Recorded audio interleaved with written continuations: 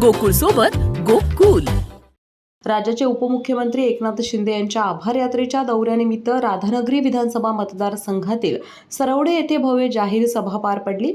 या दौऱ्यातील सर्वात चर्चेचा क्षण ठरला तो बिद्री सहकारी साखर कारखान्याच्या परिसरातील आगमनावेळी झालेलं एक स्वागत.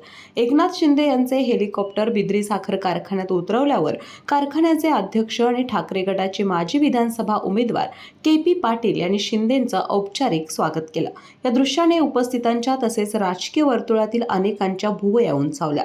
कारण मागील विधानसभा निवडणुकीत के.पी. पाटील हे उद्धव बाळासाहेब ठाकरे यांच्या शिवसेनेतून रिंगणात उतरले होते, तर त्यांच्या समोर एकनाथ शिंदे यांच्या नेतृत्वाखालील शिवसेनेचे प्रकाश आंबेडकर हे उमेदवार होते. त्या पार्श्वभूमीवर के.पी. पाटील यांनी शिंदेंचं केलेलं स्वागत केवळ औपचारिक होतं की त्यामागे नवं राजकीय गणित आहे, यावर आता चर्चेला उधाण आलं आहे.